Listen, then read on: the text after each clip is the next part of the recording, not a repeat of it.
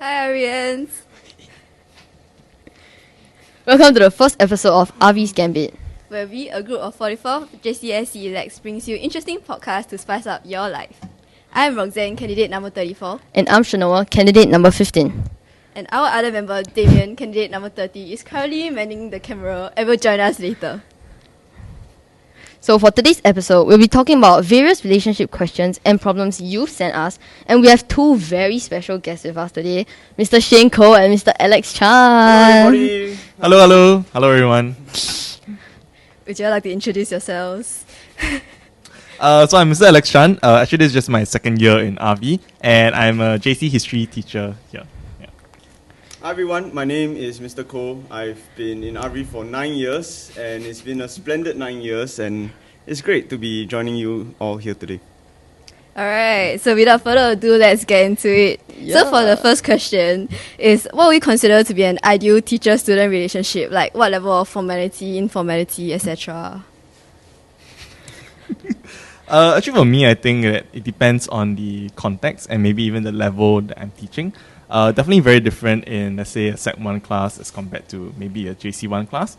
So, I mean, if you see like formality, informality as a spectrum, I guess kind of in between for me, right? I don't like to be super strict on my students as well. So I like to maintain more of a close relationship, but not to the extent of being a friend as well, right? So I like to draw a line as maybe kind of like more like a mentor, like a senior, older mentor. Because actually, in terms of age range, I don't think we're very far apart in age. Is it? Okay. We are still by the UN standards, we are still youth. Youth at heart. At age and definitely. Yeah, actually, I think I'm borderline Gen Z, you know. No, you're a millennial. Right. Let's not push it. We won't be invited back to this podcast ever again. Yeah, so for me, I think really that balance is important, and for them to be able to see me as a mentor, I think it's important so that, you know, we can learn from me as well, and not just see me as their friend, because I think it's a bit hard for teachers to be friend of a student as well. Yeah, let's go. What do you think? Yeah, I mean, I agree with what Mr. Chan said. For me, I think it really boils down to a level of openness. I agree context matters, so a relationship between a teacher and a Sec 1 kid versus a teacher relationship with a J2 kid, I think it's going to be pretty different. But something that underlies all relationships, I think, is that level of openness and trust. And that could be seen in a Sec 1 kid as well as a J2 kid. So that would be the ideal for me, where both can really share openly about things, share about their personal lives, things beyond the classroom, and yeah, just build that bond and that trust with one another. That would be an ideal teacher-student relationship to me. Oh, okay, that's very nice. So the next question I have, is it cringy when a student like tries to get your attention, like, you know, sucking out to you? I've never been in that position before. No? In my entire really? career. Mr. Chan has more expertise in this. Hey, this is I've had no experience having these kind of experiences, okay? Okay, we need to address this question first. The idea of cringy. Is it cringy? At this point in time, maybe we would like to shout out to some of our favourite students. Out there. Mr. Chan, I better be your favourite student. Looking at you. Chernoa is not my favourite student. Oh! Mr. Chan! I'm his chairperson, so I'm bet automatically... we are not going to get invited back to this podcast like ever again. Please. Yes, but sorry, continue. You're on to this? Or? Oh, yeah, I mean, I think for us, I get what you mean by cringy, and sometimes it can go beyond the line, and it's something that we might want to be aware of, both as teachers and as students. But when students try to get our attention, I think that actually fundamentally maybe there's already a bond and there's a bit of a relationship there already. But the adult in the relationship, the teacher, I think we have to be aware and to really guide that bond and that friendship to a healthy space, rather than take it beyond the line. That's what I think.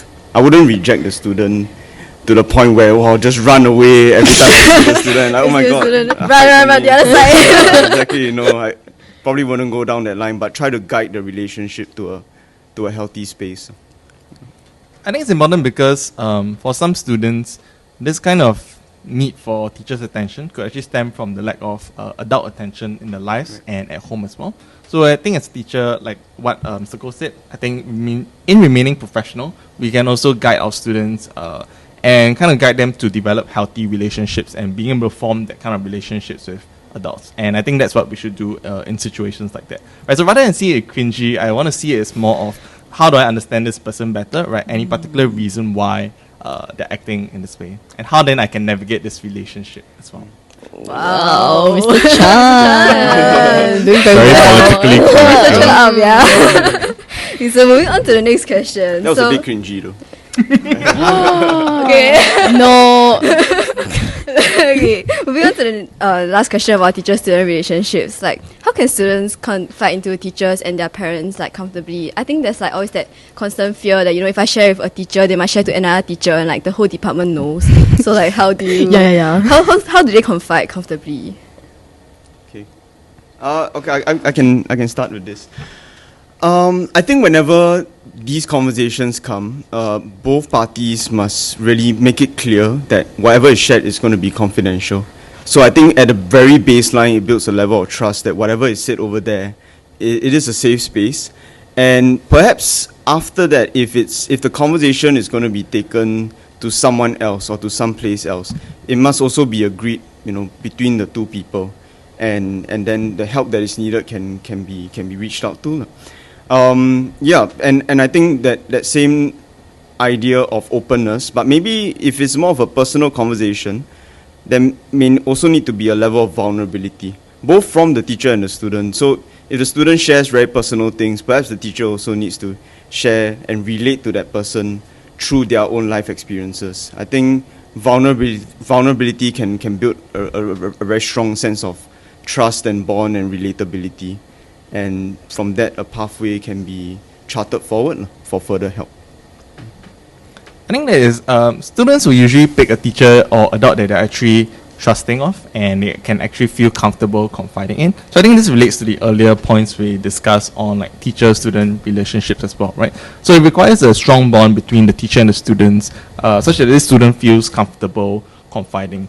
At the same time, I also think that especially when it comes to actually maybe more severe problems or maybe cases where the student may actually face some harm, I think it's also important to actually perhaps seek help and interact with others as well. But of course, letting the student know maybe the rationale for doing so, right? Especially putting the student's well-being at the forefront. And I think that's what we always want to do as teachers here.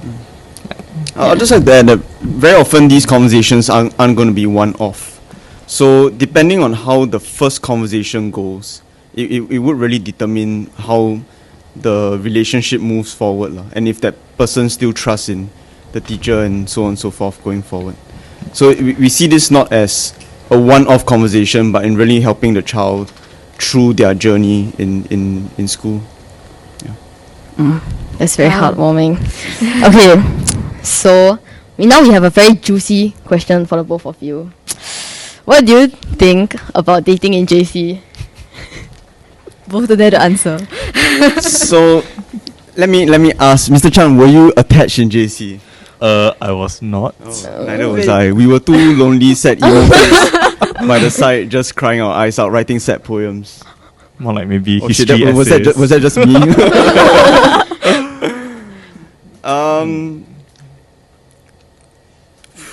Tough question, right? Okay, so I would say about dating in JC. I'd like to quote this very famous line from Jurassic Park, and the line goes, "Life will find a way."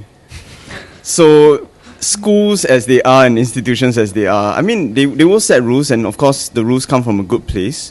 But kids being kids, we all know how the story goes there. My suggestion for those of you who are in this kind of situation, it's a great value for all relationships to start out as friendships. And building that sense of understanding and trust on a friendship level can really reap very long-term rewards at the end of it. So if you're considering dating in JC, maybe think of it as a long-term plan where in JC itself, you start out building that very, very strong friendship, that very, very firm foundation. And at the same time, whoa, look, you abide by the school rules as well. So, kill two birds with one stone, man. I mean, for me, I know of friends who, around my age, who actually dated in JC, and they are getting married soon, right? So definitely not an impossibility for JC relationships to kind of last through the years. But of course, there's always that practical consideration, and that will be the government and the army, right? So there's always the thing that all guys are always going to face, which is the 2-year gap there, right? So while the girls are actually going on into university and higher education, you realize that the guys are still stuck in Tekong. And what happens is that there tends to be that difference in the wavelength and the communication, because both are actually at different stages of their life, right? So that's one of the major obstacles of any kind of JC relationships that they'll face over the course of their relationship, right? Which is that kind of gap difference there. So that's one thing that I think all students need to consider when thinking of getting to relationship in JC. Yeah. Don't rush into things. Consider carefully. Pace yourself. You have your whole life ahead of you with that person. Yes. I hope everyone found their love advice interesting and fun to hear about. Okay, so our last question for the teachers would be, it's a scenario question that like the students send in for advice. So he or she says, I really dislike my classmates to the point where I can't feel as excited at all about the idea of going to school, and I dread it so much. The idea of skipping school makes me so happy, but I also feel guilty about missing lessons. What should I do? Maybe for this one, I think that this student will need to think of what exactly about the classmate that he or she dislikes, right? Is there any particular reason or kind of thing that's making him feel this way, right? And to think whether that kind of reasoning is whether he feels justified to do it, and maybe why he's feeling that way, right? And that kind of reflection, I think, can help you to think a bit clearer on what are some of the things that can be done, right? Because a lot of things in life actually we cannot control as well, right? Who we work with, who we sit with, right? Who we are paired up with in our project work groups, etc. These are things that really you can't control in life. So what can be done is to look around you and think of what can be controlled, what can you change in your own life, right? Because we are always our own makers of our own destinies and our lives. Right? Okay, very cringy now. Yeah, so that's what we can do, is to see what you can actually control and change in your life. Yeah. I think firstly we can empathize with kids who are in this position. Being in a social environment and having many people around doesn't automatically mean that you are going to be always engaged with everyone around you, or you're always going to get along. I think in human interaction there's always going to be rough patches, let's put it that way. So we can empathize with anyone who's in that position right now, and you can always reach out to us or to anyone and share your story. I think that's the important thing. I think at the end of the day also, though, I agree with Mr. Chan. Sometimes and often in these scenarios, we find ourselves in powerless situations, or we feel that all sense of control and power are removed from us, and we're at the mercy of the circumstances or what's handed to us. But usually from that point of weakness, you can find strength. Seek for ways to empower yourself. Take the first step in reaching out to others. So if there's a particular group of friends that you just don't vibe with, then so be it lah. But there are other people around, and there are other people that you can reach out to form very meaningful relationships as well.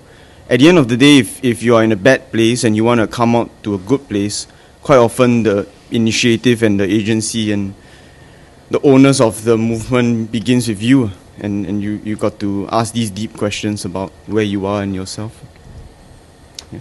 Yeah, that's great. Also, my Instagram is open. If anyone wants to chat with us, you really need someone to talk to, my Instagram is also open. How about the teacher's Instagram? Oh. You can request. Yes, you can request. You can request. Okay, can. So that'll be a wrap for our first segment. Awesome. It'll probably be our last podcast. Awesome. Do you have any advice for the viewers? Advice for the viewers. Study hard. Okay, I guess in JC it's really to make the best out of the experience, right? You won't get these 2 years of your life back again. It's really a time for you to explore new things, have fun, make friends, try new experiences and things like that, right? So definitely not just studying only. Yeah, definitely. Yeah, I agree. I mean, it's a search for your identity. That's for yourself. But I think in school, across the 6 years here or the 2 years that you're here, find families, find a home where you feel comfortable in. Doesn't need to be in a specific group of people. It can be anyone. But find spaces of happiness over here. Because before you know it, you're going on to the next step of your life. You want to look back on this space with great memories. Yes. Wow. Yeah. So deep. Yeah, so thank you so much to Mr. Alex Chan and Mr. Shin Ko for sharing your opinion and joining us on this podcast. And so now we'll be moving on to the second segment of our podcast where we will be sharing our opinions on your questions. Bye. Bye.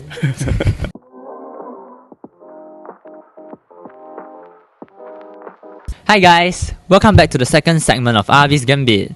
I'm Damian and back from manning the camps. Woo! So in this segment, we'll be sharing our personal thoughts on some of the questions you have shared with us. So without further ado, let's take a look at our questions. Our first question here will be, should I be friends with someone whom my friend has had beef with? This person has never wronged me before, and we only just met and we clicked. So just to clarify, beef means having drama with someone like you have feud or misunderstanding this person and you don't like this person. So, Damian and Roxanne, please take it away. I would say like really approach the person with like an open mind, because I feel like your friend might have heard it from another friend and then another friend, another friend, another friend. So it's like you're not really sure like how reliable like it is and stuff like that.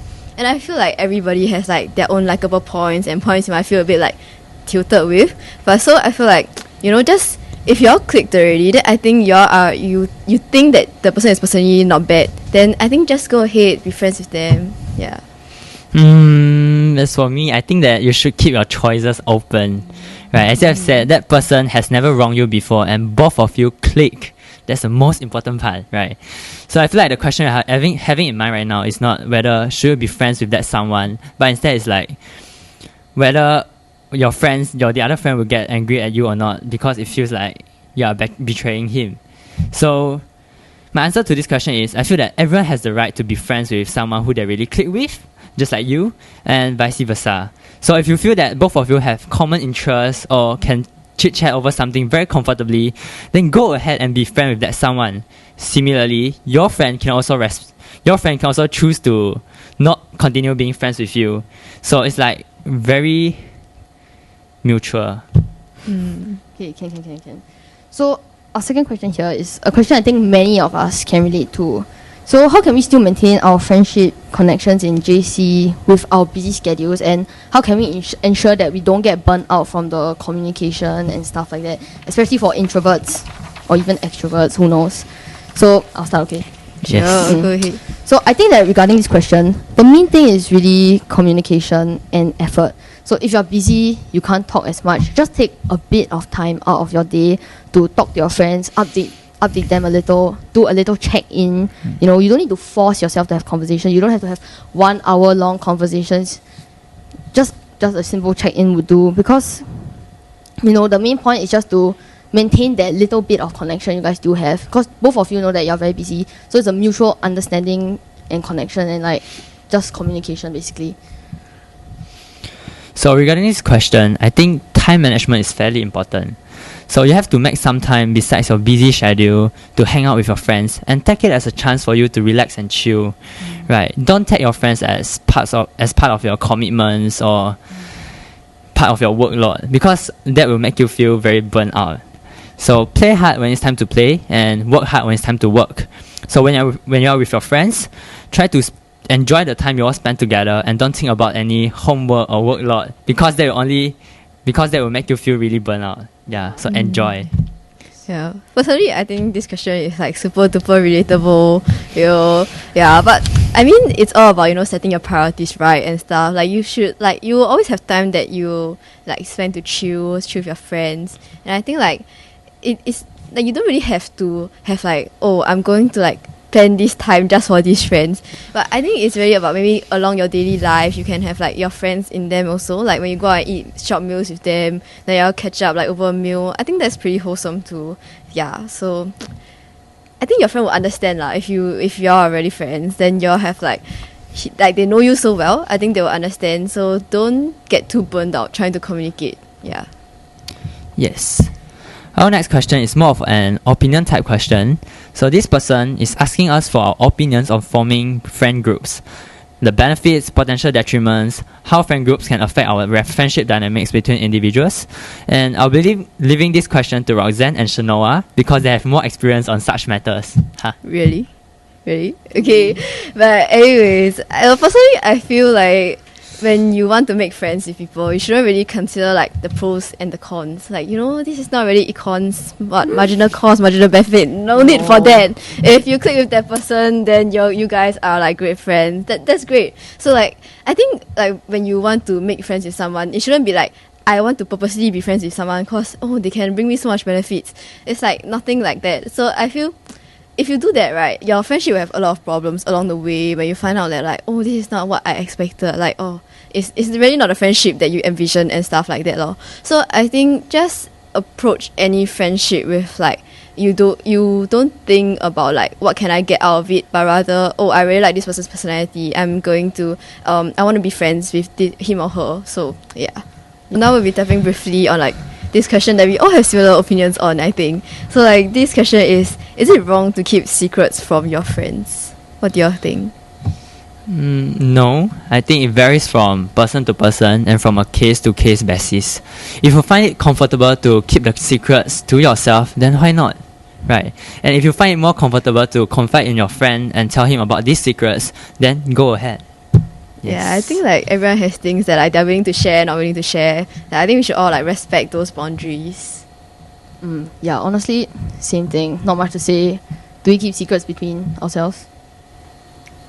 We wouldn't know, I guess. I guess we'll never know. So it's okay, just respect each other's boundaries and it's alright. If they don't respect your boundaries and they keep pushing you and they're very forceful about it, fake friend.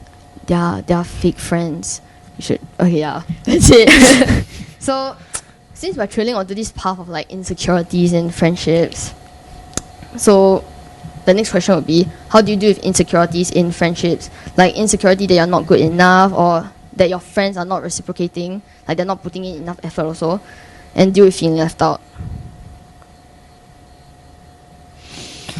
Regarding this, I will always tell myself not to worry about anything and just let nature take its course. People come and people go, at every stage of life. There will always be times when you feel left out or you feel like you are less important in some friend groups maybe. So, but don't let these insecurities be a hindrance to your life and stop you from doing something else that is much more important, and such as like your academic goals or even life goals.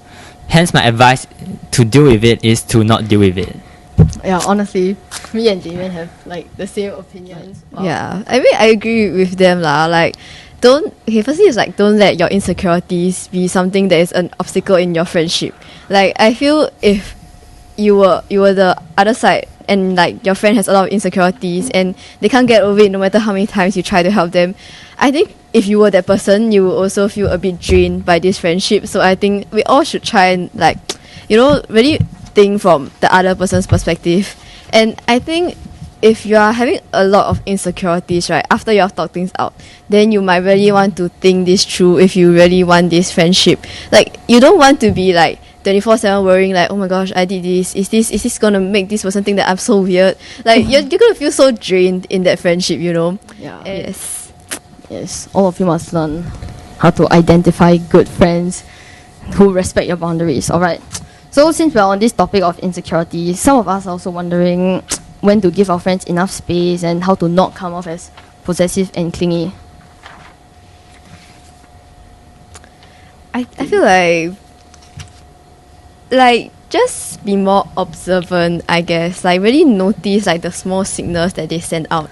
Like because no one is gonna tell you like, unless they're really very straightforward, no one's gonna tell you like, I think you're so clingy recently. Like you feel really bad after hearing it, right? So I feel just really pick up the small signs. Like if they start showing that like they don't really want to talk about something and like you keep asking them like after like 3 times, then like give them some space first. Maybe you can talk about it later. But during this period of time, just like it gives them space lah. I think everyone, maybe she's just feeling really bad about something, and I think if that person keeps trying to put some distance between the two of you, maybe it's like good to respect that also, like because just now we talked about how like you know, you must respect others' boundaries. So yeah, it's really about that lor.